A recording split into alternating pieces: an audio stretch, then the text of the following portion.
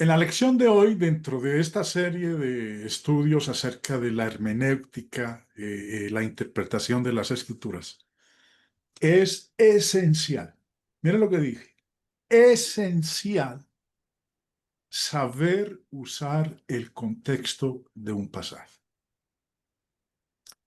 El apóstol Pedro, en su segunda carta, escribe lo que ocurre con muchas personas, incluidos cristianos. En el capítulo 3 dice: y tened entendido que la paciencia de nuestro Señor es para salvación. Como también nuestro amado hermano Pablo, según la sabiduría que le ha sido dada, os ha escrito. Casi en todas sus epístolas, hablando en ellas de estas cosas, entre las cuales hay algunas difíciles de entender, las cuales los indoctos e inconstantes tuercen, como también las otras escrituras, para su propia perdición. Eso es un chinche. Lo que dice el Bueno, apóstol Pedro es real. en lo que cobre, En la pongamos palabra de atención. Dios encontramos Sí, nosotros cosas difíciles de entender, temas difíciles de entender. Mira lo que dice, claro. difíciles de entender, no dice imposibles de Todavía entender. te da tiempo que le empieces a hacer remedio. Entonces, ante esta situación, cuando se encuentran temas difíciles de entender, es fácil que aquellos que ignoren las reglas de hermenéutica, entre ellas el contexto, el saber usar el contexto de un pasaje, finalmente terminan estorciendo lo que dice ese pasaje. Como finaliza diciendo el apóstol Pedro, el resultado de actuar de esa manera es perdición. Esta noche, en la lección de hoy, vamos entonces a mirar varios aspectos con respecto al contexto de un pasaje. Ya conocemos nosotros la frase de que un texto sin contexto es un pretexto. Pero primero vamos a definir qué es un contexto. Contexto es un término que deriva del vocablo latino contextus y que se refiere a todo aquello que rodea, ya sea física o simbólicamente, a un acontecimiento. A partir del contexto, por lo tanto, se puede interpretar o entender un hecho. No se nos olvide esa última parte. A partir del contexto, por lo tanto, se puede interpretar o entender un hecho. El diccionario de la Real Academia Española de la Lengua, en su definición del término dice, del latín contextus. Uno, entorno lingüístico del que depende el sentido de una palabra, del que depende el sentido de una frase o del que depende el sentido de fragmentos determinados. Y dos, entorno físico o de situación político, histórico, cultural o de cualquier otra índole en el que se considera un hecho.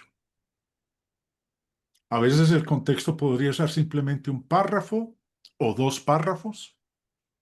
Otras veces el contexto podría abarcar un capítulo entero o varios capítulos. Ocasionalmente el contexto podría ser un libro entero de la Biblia.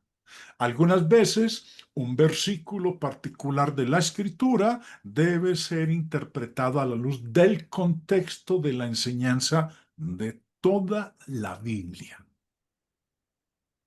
La importancia de hacer uso del contexto lo vemos nosotros en estas tres cosas que acabo de mencionar. Muchos dicen, ¿para qué el contexto?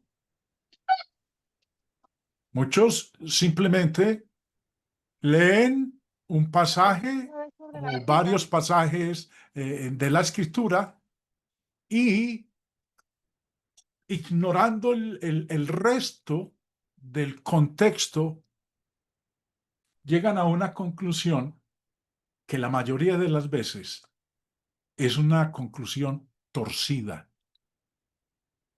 totalmente torcida, porque no se ajusta a lo que dice la palabra de Dios. Hay un pasaje que a mí me gusta muchísimo y estoy tratando de... ya. Hay un pasaje que a mí me gusta muchísimo, escrito por el apóstol Pablo a Timoteo. Y en la segunda carta le escribe y le dice, procura con diligencia presentarte a Dios aprobado como obrero que no tiene de qué avergonzarse, que maneja con precisión la palabra de verdad. ¿Cómo puede uno manejar con precisión la palabra de Dios? Bueno, lo hacemos en la misma forma que manejamos un periódico cuando lo estamos leyendo o una revista. Aunque no hay reglas de interpretación especiales del periódico, necesitamos manejarlo con precisión. Por ejemplo, la Biblia contiene varios pactos.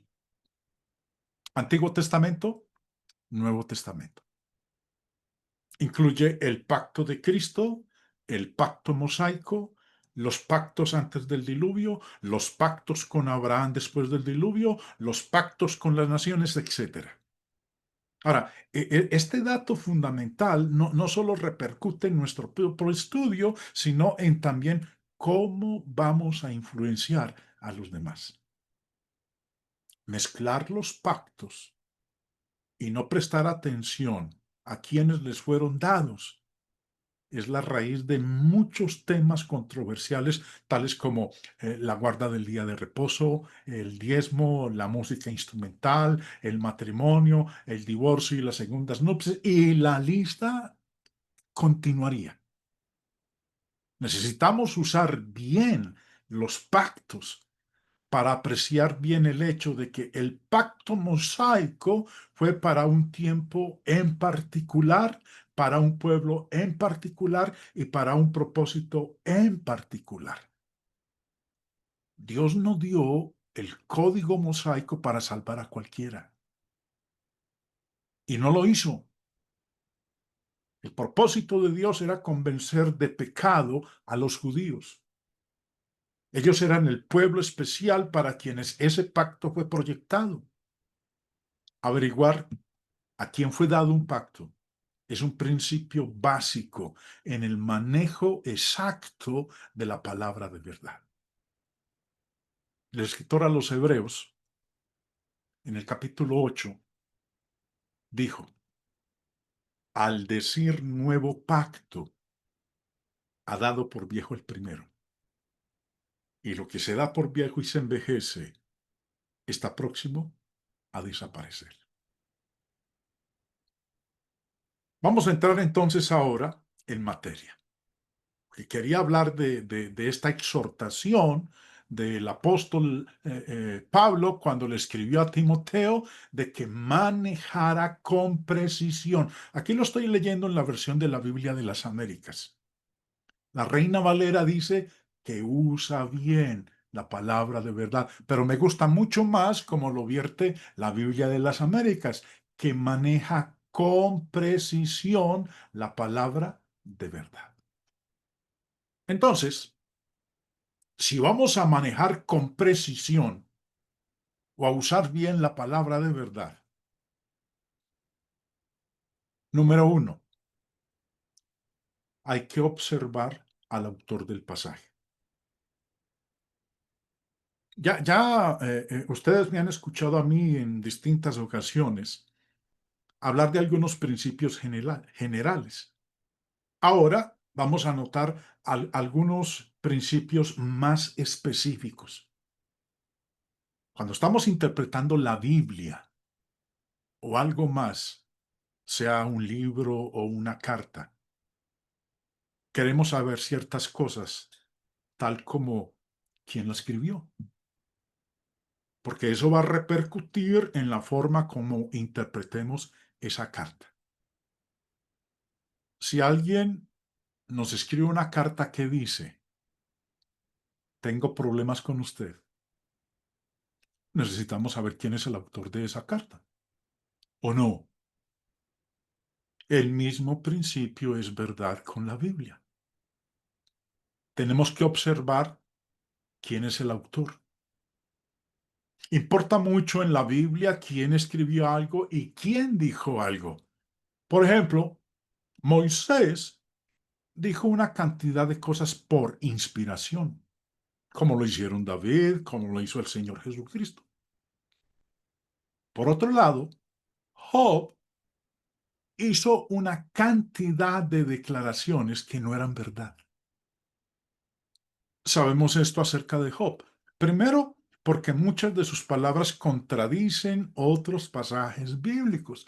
Segundo, Job dijo cosas que reprochó que no eran correctas. Tenemos que tratar con quien está hablando. ¿Esta persona está hablando por inspiración? ¿Está hablando por el poder de Dios? Si no lo está, la miraremos de una manera. Y si lo está, la miraremos de otra forma. En Juan capítulo 9, cuando los fariseos interrogaron a un hombre a quien Jesús sanó, él contestó de esta manera: y sabemos que Dios no oye a los pecadores. Pero si alguno es temeroso de Dios y hace su voluntad, a ese oye. Este hombre a quien el Señor Jesús sanó, ciego de nacimiento, cuando dijo esto, ese hombre no estaba hablando por inspiración. Dios no le dijo que dijera eso.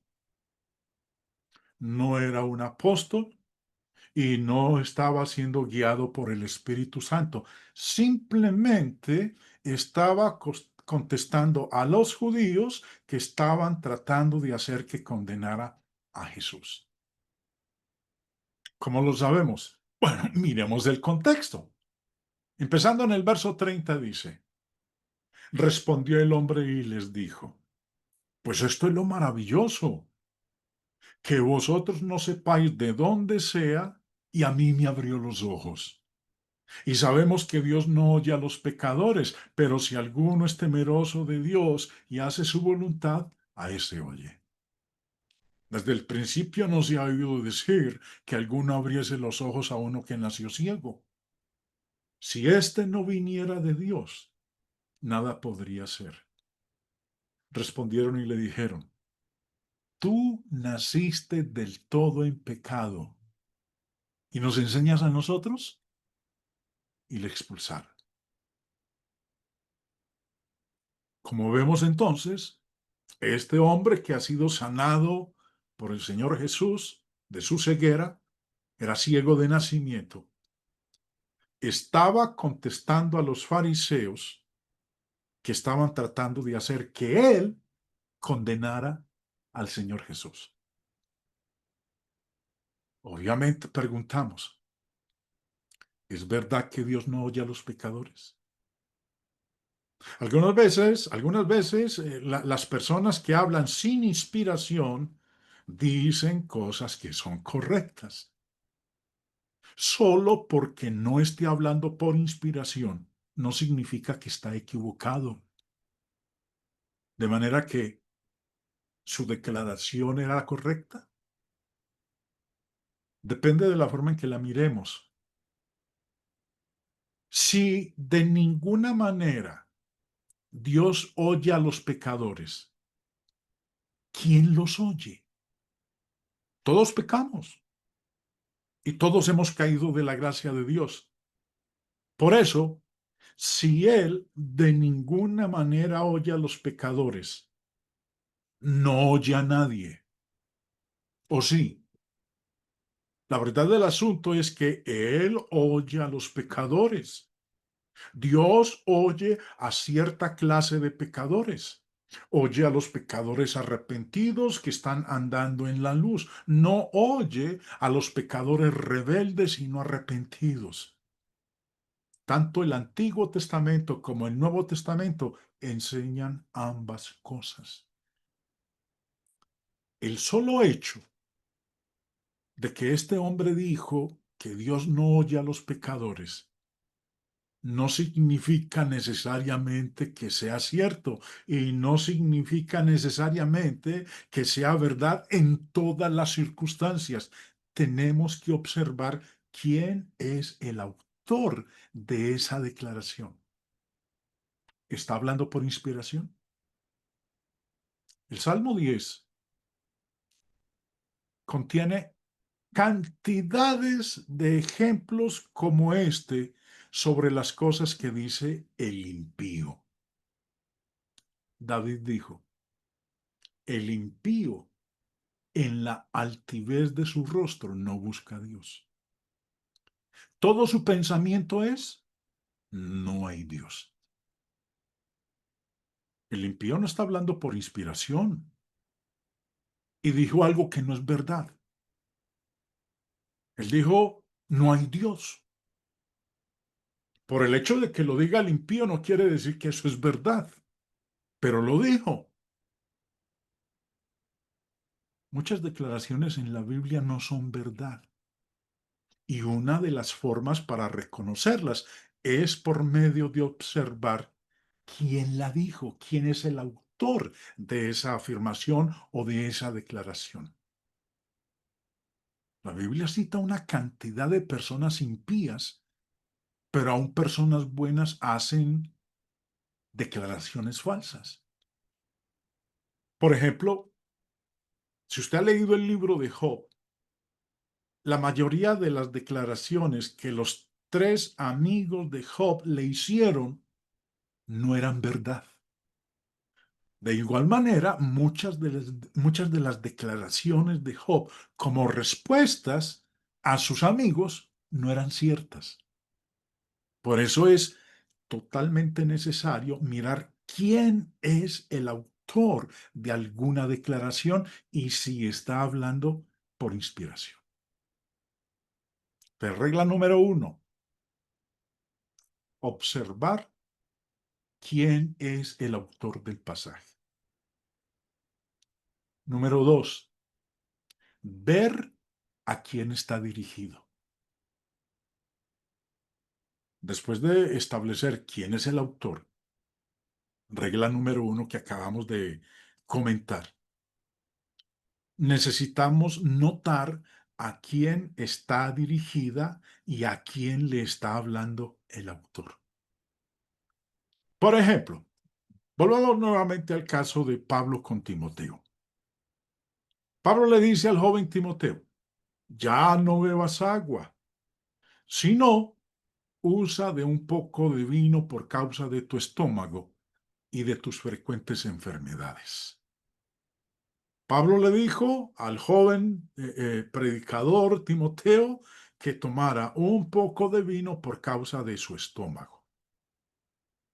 Yo, y creo que a lo mejor a usted también le ha sucedido, hermano, que ha escuchado a algunos usar este pasaje en muchas formas diferentes. Aquellos que defienden el consumo de bebidas embriagantes o el consumo social de bebidas embriagantes, tratan de justificarlo citando Primera de Timoteo 5:23. ¿El pasaje justifica la bebida alcohólica en lugar del agua? ¿Qué fue lo que le dijo Pablo a Timoteo? ¿Necesitas tomar un poco de vino para propósitos sociales? No, Pablo no le dijo eso. Pablo se dirigió a los problemas médicos de Timoteo y evidentemente Timoteo tenía algunos escrúpulos acerca de beber vino. Por eso era que él tomaba agua. Y Pablo le dijo que venciera esos escrúpulos, que se cuidara de sí mismo y que hiciera un uso medicinal del vino. Una vez más, necesitamos prestar atención a quién se está dirigiendo de manera que no cometamos el mismo error que muchos cometen cuando usan Primera de Timoteo 5:23 como argumento para justificar el consumo de bebidas embriagantes. Hebreos 5:4. Y nadie toma para sí esta honra, sino el que es llamado por Dios, como lo fue a Aarón. Esta declaración muchas veces se ha usado mal porque las personas no ven a quién se dirige este pasaje. En algunas ocasiones le decimos a algún amigo religioso, ¿sabes? Simplemente estamos tratando de ser cristianos y nosotros no tenemos una relación clero-laica. No había, recordemos que no había una distinción entre el clero y los laicos en la Biblia. Quizás le digamos, notamos lo que haces y nos preguntamos por qué lo haces. ¿Crees que Jesús o los apóstoles iniciaron un clero? ¿Hubo un clero entre los cristianos en el Nuevo Testamento? Regularmente, las personas justifican tener un clero usando Hebreos 5:4. Hablando acerca del sumo sacerdote, el contexto dice, porque todo sumo sacerdote, recuerden, aquí se está hablando es acerca del sumo sacerdote, porque todo sumo sacerdote tomado de entre los hombres es constituido a favor de los hombres en lo que a Dios se refiere, para que presente ofrendas y sacrificios por los pecados, para que se muestre paciente con los ignorantes y extraviados, puesto que él también está rodeado de debilidad. Y por causa de ella debe ofrecer por los pecados, tanto por sí mismo como también por el pueblo. Ahorita leamos el verso 4. Y nadie toma para sí esta honra. ¿Cuál honra? La de ser sumo sacerdote. Y nadie toma para sí esta honra, sino el que es llamado por Dios, como lo fue Aarón. Así tampoco Cristo se glorificó a sí mismo, haciéndose sumo sacerdote, sino que él le dijo, tú eres mi hijo, yo te he engendrado hoy. Como también dice en otro lugar, tú serás sacerdote para siempre, según el orden de Melquisedec. Nuevamente, verso 4. Y nadie toma para sí esta honra. Según el contexto, ¿de qué está hablando? Está hablando de el sumo sacerdote. Nadie toma para sí esta honra sino el que es llamado por Dios, como lo fue Aarón. Este pasaje está dirigido a los cristianos hebreos acerca del tema del sumo sacerdote. No está hablando acerca de los evangelistas, no está hablando acerca de los predicadores, no está hablando acerca de los ancianos ni de los diáconos. Está hablando acerca del sumo sacerdote bajo la ley de Moisés, no bajo el Evangelio. Bajo la ley de Moisés, las personas no tomaban el oficio de sacerdote para sí mismos, sino que eran llamados por Dios. una vez entendamos a quién se dirigió en un pasaje como este, influye en cómo lo interpretemos. Cuando miramos detenidamente los pasajes del bautismo, ¿a quiénes están dirigidos? ¿A cristianos o a no cristianos? Eso es algo muy sencillo, porque alguien puede argumentar y quede el ladrón en la cruz. Él no fue bautizado. Bueno, la pregunta es, ¿fue bautizado o no? ¿Se convirtió en cristiano o no? El ladrón en la cruz no se convirtió en cristiano, era un judío. Jesús restauró a un judío con Dios a través de Moisés y el hombre murió no siendo cristiano. No necesitaba ser un cristiano a medida que moría en comunión con Jesucristo. Si prestamos atención a quién se dirige cierta enseñanza, cristianos o judíos, vamos a evitar una cantidad de equívocos de la Biblia. Una aplicación importante de este principio de interpretación ocurre en los evangelios. Pero antes de mirarlo, recordemos el caso del ladrón en la cruz. Lucas 23. Y dijo a Jesús, acuérdate de mí cuando vengas en tu reino. Entonces Jesús le dijo, de cierto te digo que hoy estarás conmigo en el paraíso. ¿A quién estaba dirigido? Al ladrón en la cruz. A un judío bajo la ley de Moisés, no bajo la ley del Nuevo Testamento. A él Jesús no le requirió que tenía que ser bautizado en agua en el nombre del Señor Jesús para que pudiera ser salvo, porque eso aún no estaba en vigencia. Vivía bajo la ley de Moisés. Los evangelios.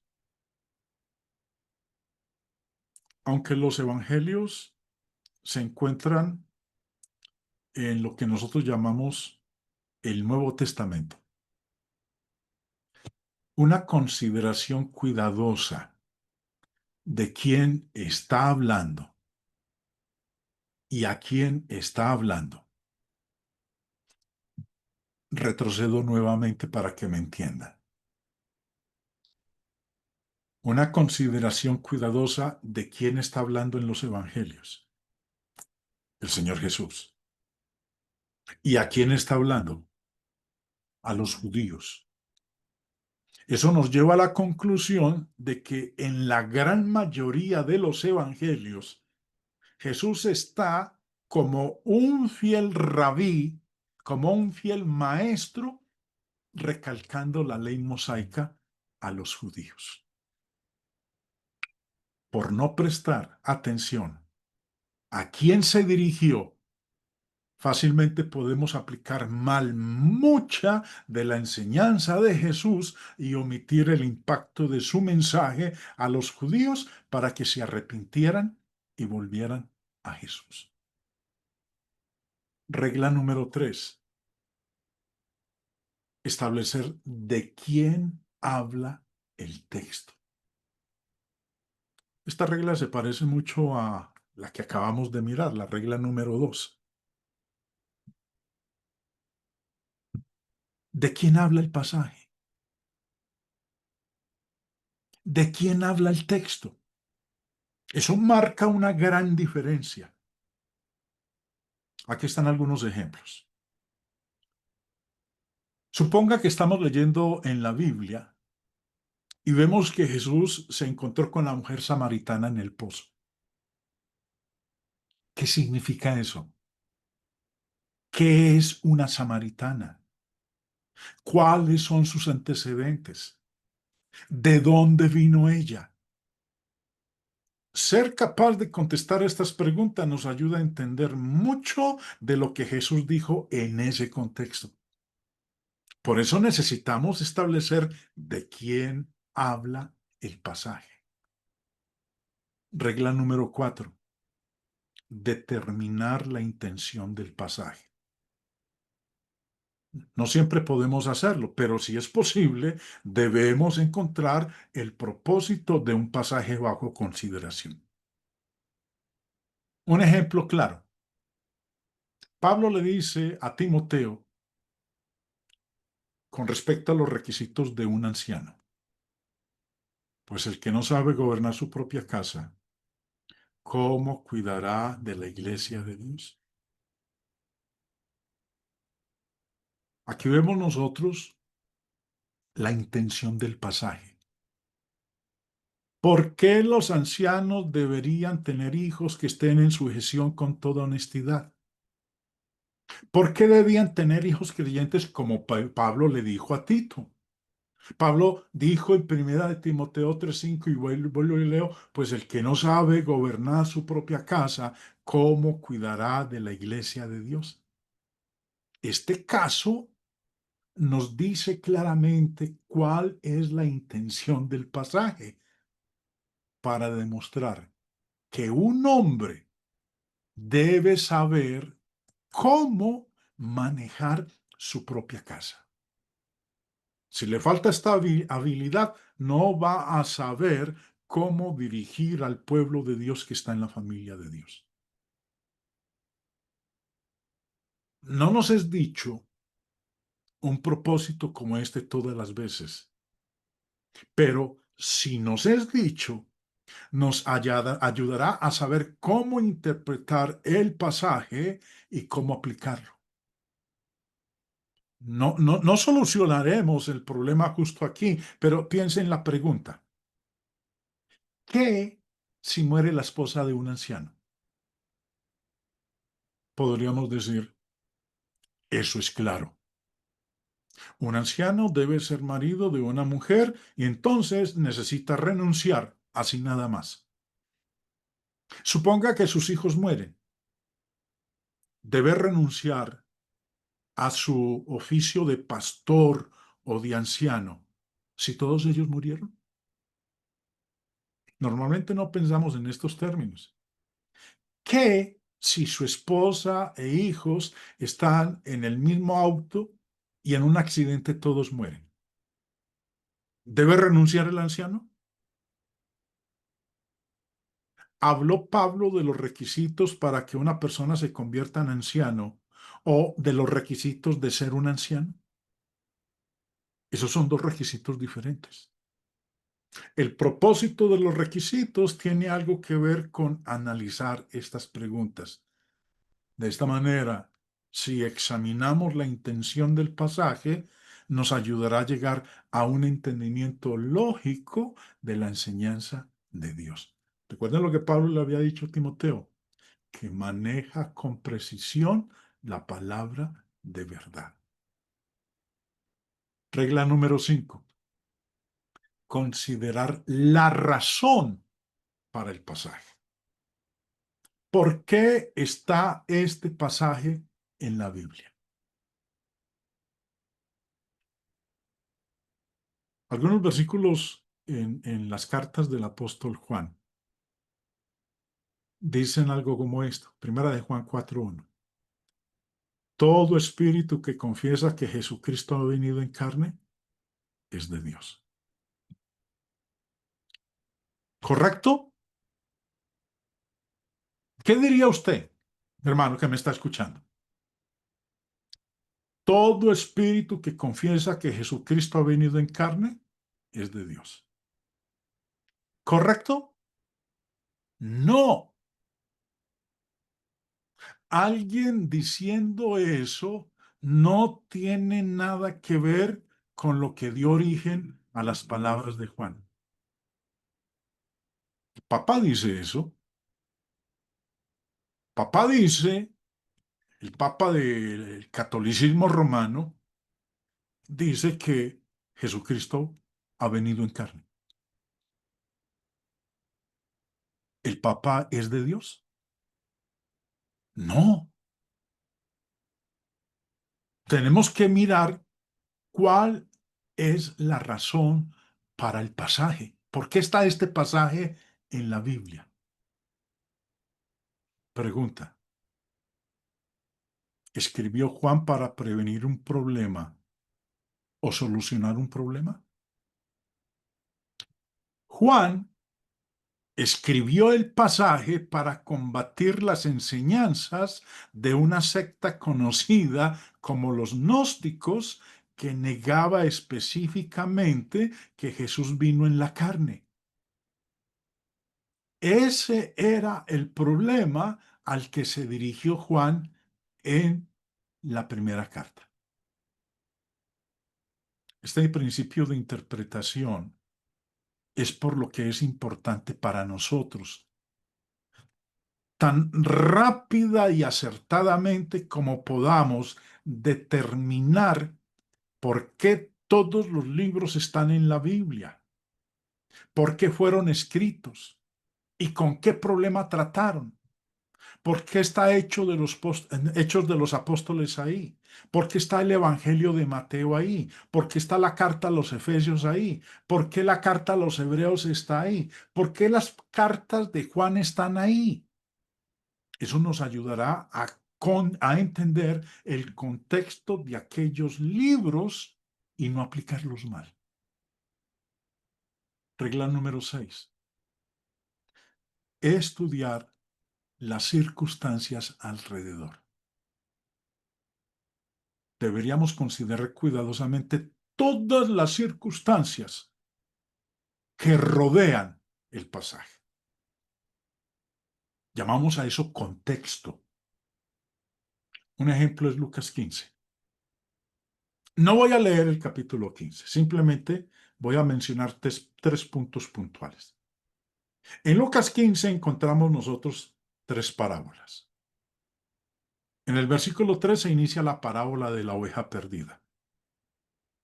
El propietario tenía 100 ovejas, pierde una, y cuando la encuentra, invita a todos sus amigos para que se regocijen con él.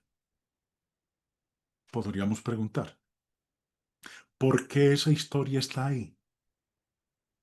Todos sabemos que esa persona estaría feliz si encontró su oveja que se había perdido. En el versículo 8 está otra parábola, la de la moneda perdida. Nos habla de una mujer que tenía 10 monedas de plata y se le pierde una.